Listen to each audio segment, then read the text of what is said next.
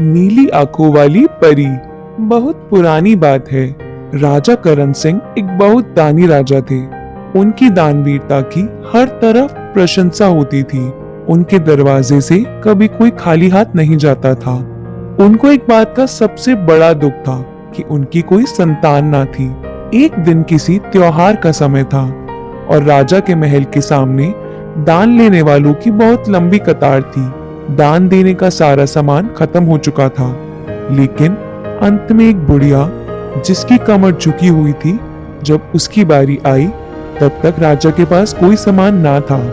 राजा ने जैसे ही उसको देखा, उन्होंने अपने गले का बहुमूल्य हार निकालकर उसके गले में डाल दिया।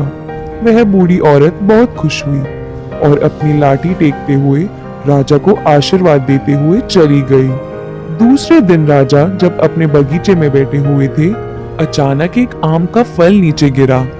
राजा ने जैसे ही उसे उठाना चाहा, कहीं से आवाज आई, राजा करण सिंह, इस आम को अपनी रानी को खिला दे, उनको संतान की प्राप्ति हो जाएगी।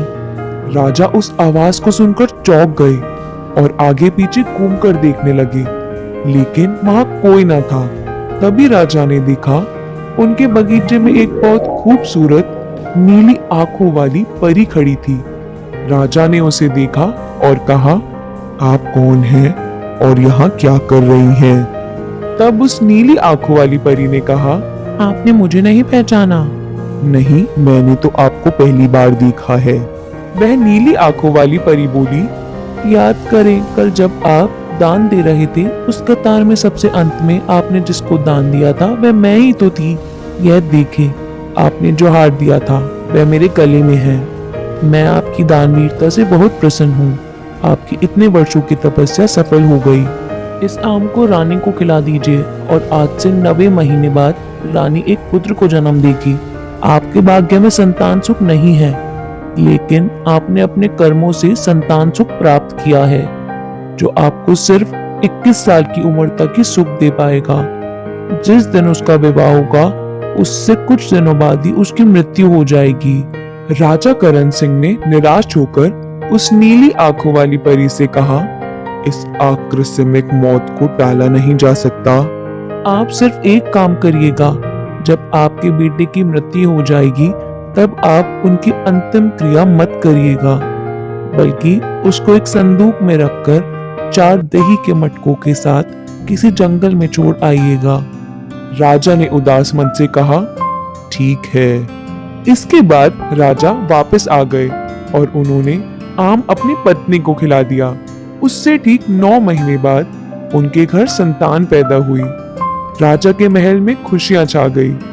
बहुत से लोगों को बुलाया गया। दावत में नीली आंखों वाली परी भी आई। एक भव्य दावत का आयोजन किया गया। राजा ने जी खोल कर दान दिया। राजकुमार का नाम देव रखा गया। राजा और रानी की खुशी की सीमा नहीं थी। राजकुमार धीरे धीरे बड़ा होने लगा। बहुत समय बीत गया। राजा और रानी को परी की कही हुई बात भूल भी गई। राजकुमार जब 21 वर्ष का हुआ, तब उसके विवाह के अनेक प्रस्ताव आने लगे और राजा ने एक सुंदर और बुद्धिमती राजकुमारी वत्सला के साथ उसका विवाह कर दिया। लेकिन विवाह के कुछ दिनों के बाद ही राजकुमार देव परलोक सिधार गए।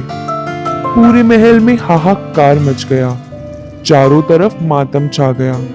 जब सभी लोग उसको अंतिम क्रिया के लिए ले जा रहे थे, तब राजा को अचानक नीली परी की कही हुई बात याद आई।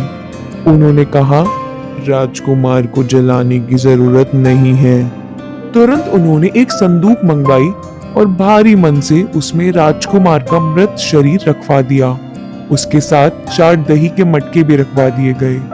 राजा खुद जंगल में गए और घने जंगलों के बीच संदूक को एक बड़े वृक्ष के नीचे रखवा दिया। महल में लौटने के बाद उनका मन किसी काम में नहीं लगता था। राजकुमारी वत्सला अपने पिता के घर चली गई। राजा के महल में फिर से सूनापन पसर गया। इस बात को 1 साल बीत गए। एक दिन राजकुमारी वत्सला अपने महल में बैठी हुई थी। तभी एक भिखारी आया और उसने राजकुमारी से कहा, मैं कई दिनों से बहुत भूखा हूँ, मुझे कुछ खाने को दे दो।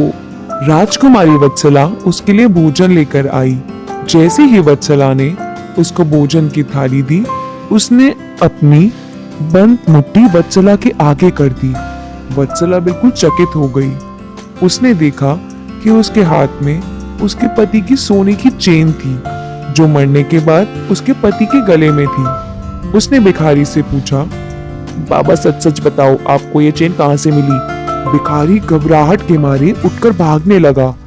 वत्सला ने उसको बहुत प्यार से हाथ पकड़कर बिठाया और बोली, बाबा इस चेन के बारे में जानकारी लेना मेरे लिए बहुत महत्वपूर्ण है। तब भिखारी बोला, एक बार मैं भटकते भटकते घने जंगलों के बीच चला गया था, वहीं एक संदूक के पास मिली थी। वत्सला बिल्कुल हैरान हो गई और बोली, बाबा ये चेन मेरे पति की है और उस संदूक में मेरे पति का मृत शरीर था। मेरी आपसे विनती है कि आप मुझे उस जगह पर ले चलिए। भिखारी घबरा कर बोला, अरे नहीं राजकुमारी, उस जंगल में बहुत भयानक राक्षस और राक्षसियां हैं, आप वहां नहीं जा सकती, वे आपको मार देंगे। राजकुमारी वत्सला ने सिसकियां लेते हुए कहा, बाबा आपको मुझे वहां से ले जाना ही होगा। भिखारी बड़ी मुश्किल से तैयार हुआ। राजकुमारी ने भिखारी के साथ जंगल की तरफ प्रस्थान किया। जब वे लोग जंगल में उस स्थान पर पहुंचने ही वाले थे, तब भिखारी ने कहा, राजकुमारी अब मैं आगे नहीं जा सकता, यहाँ से थोड़ा सा आगे जाकर ही एक बड़े पेड़ के नीचे वह संदूक है। राजकुमारी आगे बढ़ गई। वह भागती जा रही थी। अचानक उसने देखा कि एक पेड़ के ऊपर कुछ राक्षसियां उछल कूद कर रही थी। वह डर के मारे एक झाड़ी में छुप गई। रात हो गई थी। थोड़ी देर में सारी राक्षसियां चली गई। तब राजकुमारी उस संदूक के पास पहुंच गई। उसने देखा कि राजकुमार उस संदूक में सोया हुआ था। राजकुमारी उसको ठीक से देख भी नहीं पाई कि कहीं से उसे पायल की आवाज और घुंघरूओं की आवाज आने लगी। वह हड़बड़ाकर वहीं एक झाड़ी में छुप गई और उसे डर भी लग रहा था, लेकिन उसके पास इसके अलावा और कोई चारा भी नहीं था। वह सांस रोके बैठी हुई थी। चांदनी रात थी। अचानक उसने देखा कि वहां 8-10 खूबसूरत परियां आ गई। उनमें से एक परी की आंखें बिल्कुल नीली थीं। तभी नीली आंखों वाली परी संदूक के पास आई और उसने संदूक का ढक्कन खोल दिया। उसके बाद उसने राजकुमार के सिर के पास रखी हुई एक लकड़ी उठाई और घूमकर उसके पैरों की तरफ आ गई। वह लकड़ी उसने राजकुमार के पैर के पास रख दी और पैर के पास रखी हुई लकड़ी उठा ली, उसको सिर के पास रख दिया। राजकुमार खड़ा हो गया और संदूक से बाहर निकल आया। सभी परियों ने उसको सहारा देकर बाहर निकाला और अपने साथ लाए हुए बहुत सारे फल मिठाइयाँ उसको खाने को दी। उसके बाद सबने मिलकर बहुत देर तक नाच गाना किया और लगभग 2 घंटों के बाद उन्होंने राजकुमार से कहा, अपने संदूक में चले जाओ। नीली आंखों वाली परी ने फिर देव के सिर की तरफ वाली लकड़ी पैरों के पास और पैरों के पास वाली लकड़ी सिर के पास रख दी। राजकुमार संदूक में सो गया। सभी परियां आसमान में उड़ गईं। अंधेरा गहरा गया। राजकुमारी ये सब देखकर एकदम से सतम्भ हो गई। उसने जैसे तैसे रात काटी। जब सवेरा हुआ तो डरते डरते जंगल में निकल गई। वहां उसे झरना दिखाई पड़ा। उसने अपना मुंह हाथ धोया, पानी पिया और वापस झाड़ी में आकर बैठ गई। राजकुमारी 3 दिनों तक सिर्फ पानी पी पी कर उस झाड़ी में बैठी सब तमाशा देख रही थी। रोज रात को यही कार्यक्रम होता रहता। वह चुपचाप मूक दर्शक बन के देखती रही। एक दिन जब सारी परियां चली गई, तब वह हिम्मत करके उठी और उसने संदूक का ढक्कन खोल दिया। राजकुमार के सिर के पास की लकड़ी को पैर के पास रख दिया और पैर के पास पड़ी लकड़ी को सर के पास रख दिया। राजकुमार उठकर बैठ गया। जब उसने अपनी पत्नी राजकुमारी वत्सला को देखा तो वह अचानक खड़ा हो गया। राजकुमारी ने उसको सहारा देकर बाहर निकाला। राजकुमारी उसको देखकर फूट फूट कर रोने लगी। उसने कहा, राजकुमार, आपको इस तरह के जीवन से कैसे मुक्ति मिलेगी? आप यहाँ से वापस चलें। राजकुमार ने कहा, नहीं, अगर मैं चला जाऊंगा तो यह लोग सब कुछ तहस नहस कर देंगी, क्योंकि नीली आंखों वाली परी के वरदान से ही मुझे जीवन मिला था और मेरा जीवन इतना ही था। तुम वापस घर चली जाओ। मेरी संदूक में एक घड़े में दही रखा हुआ है। उस दही को लेकर तुम मेरे माता पिता के महल चली जाओ। वहां तुम अपना वेश बदल कर जाना ताकि तुम्हें कोई पहचान ना पाए, और उसी महल में रहना। कुछ समय बाद ही तुम्हारी कोख से मेरे बेटे का जन्म होगा, तब मैं तुमसे मिलने आऊंगा।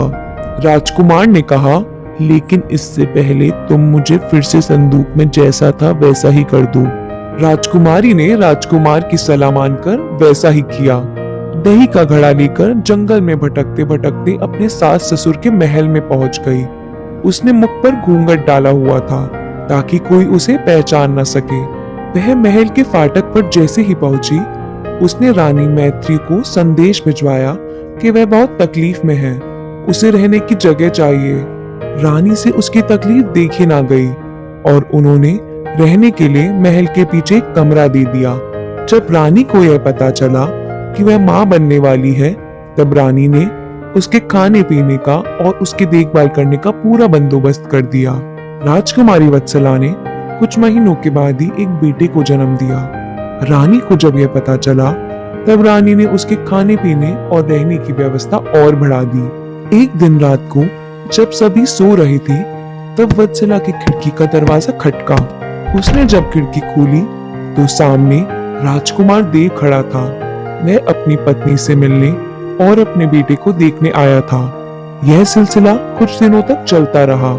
रानी मैत्रेय ने एक दिन किसी के बात करने की सुगबुगाहट सुनी। वह खिड़की के पास आ गई। तब उसने अपने बेटे को पहचान लिया और उसने उसको पकड़ लिया। रानी ने कहा, बेटा, अब मैं तुझे नहीं जाने दूंगी, तुम यहीं रहो। हमें नहीं पता था कि तुम हमारी पत्नी है और यह तुम्हारा बेटा है।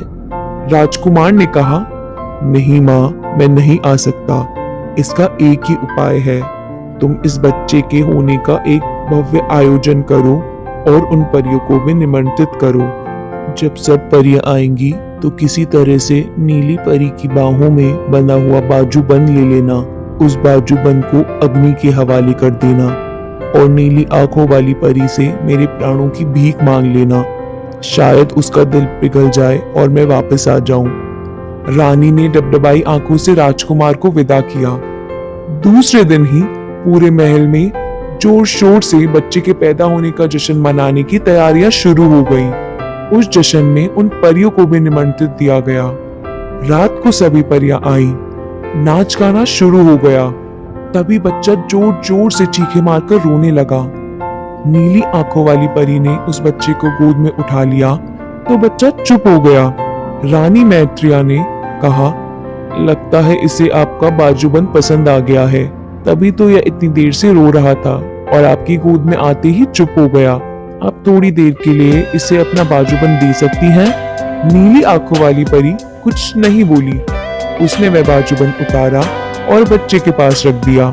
रानी तो इसी मौके की तलाश में ही थी। उसने वह बाजूबंद उठाया और सबकी आंखों से बचाकर जलती हुई अग्नि में फेंक दिया। नीली आंखों वाली परी ने कहा, आपने ये क्या किया? अब हम राजकुमार को अपने साथ नहीं ले जा पाएंगे।